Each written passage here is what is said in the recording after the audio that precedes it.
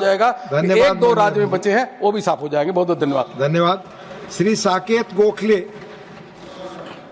Thank you, sir. So because this bill pertains to banking laws, I want to start by talking about the flagship banking scheme of this government. So a few years ago, the government came up with this idea of providing Jan Dhan bank accounts to every Indian. The government's data claims that they opened a total of 54 crore Jan Dhan accounts. Fantastic. The idea is great, sir. What the government doesn't conveniently say is out of these 54 crore Jan Dhan accounts, 11 crore accounts are dormant, which means they're not being used. These accounts are completely dormant. And how much money do these dormant Jan Dhan accounts have, sir? These accounts have about 14,000 crores. There is 14,000 crores of poor people's money because that's what Jan Dhan accounts were created for. Lying unused in these accounts, people are not able to access their own money. Very important number, sir, 14,000 crores. Because incidentally, sir, 14,000 crores is also the same amount that the union government owes to my state of West Bengal under public distribution scheme. So deprivation is a dirty tactic of the Modi government. It deprives poor people of their money and it deprives opposition state of their rightful dues. So we're talking about banking laws here. So please tell me 21 lakh Manrega workers in Bengal who have not been paid. Speak on the subject. It's not Bengal discussing. Sir, as per law, you know you have to discuss on this banking laws amendment bill. I want your ruling on something, sir. I would request your ruling on something. I will read the rule. Because what you said, the speaker before me was talking about yojanas of the Modi government. Please. So why is our voice throttled when we bring up Bengal's issues? No, sir, it's for all. Why separate rules for Bengal, sir, is my only question. No separate rule. Before I completed my sentence, you stopped me, sir. No, sir, because I not completed. My time may be paused, sir. It's already very clear that subject जिस पे bill discussion हो रहा है आप उसी पे बोलेंगे। मैं उसी पे बोल रहा हूँ। नहीं बोल रहे हैं उस पे ना। उसमें मैं बैंक अकाउंट्स की बात कर रहा हूँ। नहीं मैं ना प्रधानमंत्री का इसीलिए रोका जा रहा है सर कि मैं प्रधानमंत्री की तारीफ नहीं कर रहा हूँ। आप सर बंगाल का मुद्दा आता है तो रोक देते हैं sir. You are wasting your time. This treatment of Bengal is not acceptable, sir. The way Bengal is being treated. You speak on the subject. That will on the subject. 21 lakh Manrega workers are not getting money in their bank accounts. Who is giving them? Mamata Banerjee is giving them after the union government has deprived the state, sir. Let's talk about banking in detail, sir. Banking talks about deposits and loans. So today, bank deposits have gone down and bank loans have gone up. The number of deposits in banks, sir, have grown at 11%. On the other hand, sir, the amount of loans taken by Indians have grown by a shocking 18%. So when asked a question in Parliament in February last year, the government told me that the total amount of unsecured outstanding loans in India is 62 lakh crore. Unsecured loans, sir, matlab credit card and personal loans. So the amount owed by Indians, average Indians on only credit cards and personal loans is 62 lakh crore. That is 25% of India's GDP. So people are forced to take loans because of economic distress. Let's come to gold, sir. In the first 9 months of this fiscal year, so the number of gold loans went up by 68%. 68%, sir. So distress in the economy is forcing people to pledge their gold and take loans on that. Sure, the value of gold going up has benefited people get a higher amount on that, sir. So I remember during the Lok Sabha elections, Prime Minister Modi had said opposition will take away your Mangal Sutra.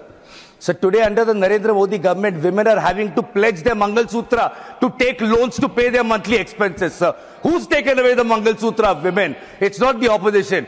It's under the Honorable Finance Minister, the Modi government has done that. So a report by Perfios and PwC, which was published in February, these are the statistics of people in urban areas. I'm not even talking about poor people. So 33% of the monthly salary goes towards paying EMIs on loans. 33%. So people spend the highest amount on their obligatory loan expenses, which is 39% of their total spending, followed by 32% for basic necessities. So 70% of income EMI भरने में और आटा और सब्जी खरीदने में जाता है. This I'm talking about the urban areas. Imagine what the condition in the rural areas is. So people with an income of about 1 lakh are paying approximately 46% of their after-tax salary only on servicing the existing debts. There is a loan crisis, sir. So the government itself had admitted that consumption is down in our economy. So therefore, people are not taking loans to buy new products or to consume something new, so they're taking loans to service their existing loans.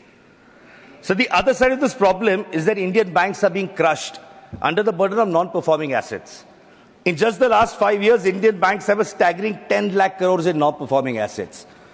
So how does this government solve the NPA crisis? This is not created by ordinary people. This is created by a bunch of 10, 15 people who defrauded the system and then left the country. So banks have now been told to write off NPAs. What is a write-off, sir? A write-off is a beautiful accounting technique where these NPAs are taken off the balance sheets of banks. It doesn't mean that they're repaid. It just means they're taken off to make the balance sheet look healthy. So NPAs karo, write-off karo, banks ka paisa jayega, but this money is still not being recovered, sir. So as I said earlier, deposits are going down and loans are going up.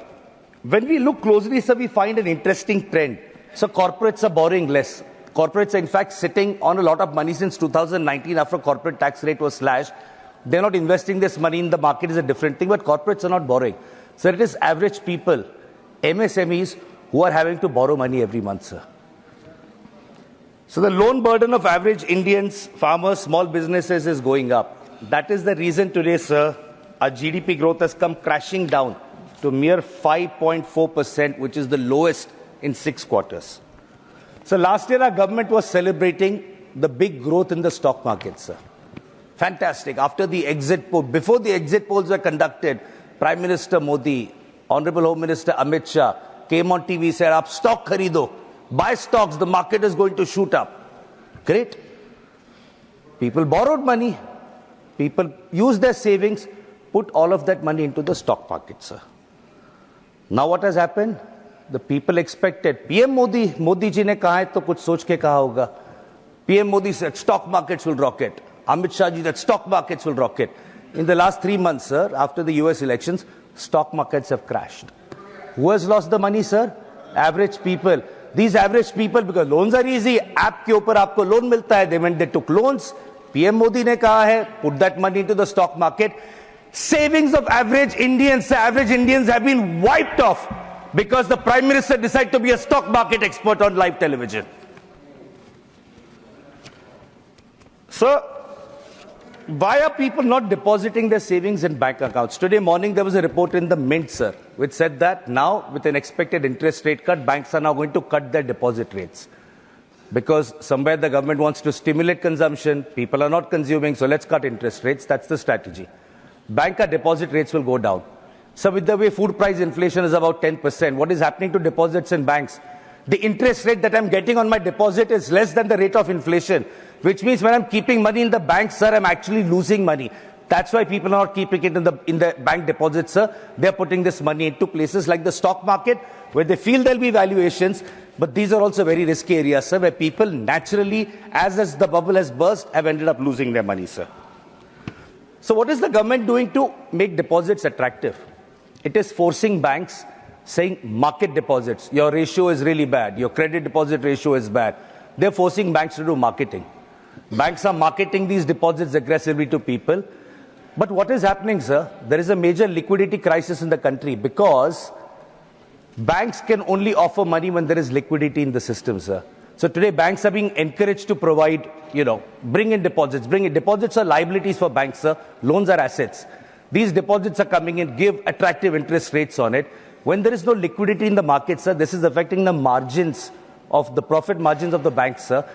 If tomorrow, let's say the gold which they're holding right now on behalf of people, the price of gold comes crashing down. Gold loans which is used as collateral. Gold prices crash, banks are not going to have the margin that is required to service that money, sir. So in the last 5 years, our public sector banks have made a revenue of 8,500 crores through a very unique mechanism. What is that mechanism, sir? Penalties on not maintaining minimum balance. You are a poor person, you have no money in your account. You don't maintain a minimum balance, we're going to charge you a penalty. 8,500 crores, sir, has been earned by taking money from poor people who don't have money to even keep a minimum balance in their account. So the other harassment, this happens with the poor. With the middle class, every 3 months, do your KYC, do a re-KYC, do a re-KYC. Sir, PAN cards are linked to bank accounts, Aadhaar is linked to bank account. What is the need for this constant KYC? But they make people keep doing that. Please. People have to do KYC or bank accounts get frozen. And once these accounts get frozen, sir, it becomes a major nightmare. Today, people have to go to the branches. People don't have the time to do that. But every time, do your KYC or we'll freeze your account. No questions asked. When the data is there with the government is very good at using data for other things. Before elections, we get a WhatsApp message about Viksit Bharat during the code of conduct. So they have the data to send WhatsApp messages during elections. They don't have the data to find out where a person is staying using the Aadhaar and PAN. Why do I need to keep doing KYC every 2 months, sir? Sir, all I wish to say in conclusion is that piecemeal legislation like this banking amendment law is useless until we address the structural problems faced by our banks. And these problems will continue to exist unless we implement drastic economic reforms. So the finance minister thinks that the gaping wounds in our economy can be fixed with a band-aid. The first step, sir, towards any problem is to first accept it. When you accept is when you start making amends and changing. This government for 11 years is not willing to accept, sir, that there is a problem. We very clearly saw this in a visionless union budget where there was absolutely no sort of reform done. So the Modi government has dangerously started believing its own jumlas. It started this propaganda to mislead the people, but now in a shocking turn of events, the Modi government itself is actually believing sab changasi. They have deluded themselves into thinking that everything is fantastic under our government, everything is great, things have never been better before. Sir, our economy and our banking system cannot be fixed until the government removes its blindfolds. Sir, I strongly urge the Honorable Finance Minister to come back to this House with some real actual banking reforms instead of bringing pointless bills like this, banking laws amendment, which does absolutely nothing to fix our banking system. Thank you, sir. Thank you. माननीय सदस्यगण, मैं आप सबको पुनः सिर्फ याद दिलाने के लिए read rule number 110 of rules and procedure. The discussion on a motion that the bill be passed shall be confined to the submission of arguments either in support of the bill or for the rejection of the bill. In making his speech, a member shall not refer to the details of the bill further than is necessary for the purpose of his arguments, which shall be of a general character. तो बहस में हम इसका ध्यान रखें rules procedure का. Mr. KRN Rajesh Kumar. हाँ. Derek ji. Honorable Chairman, sir. Please, Derek. Mr. Derek Kumar.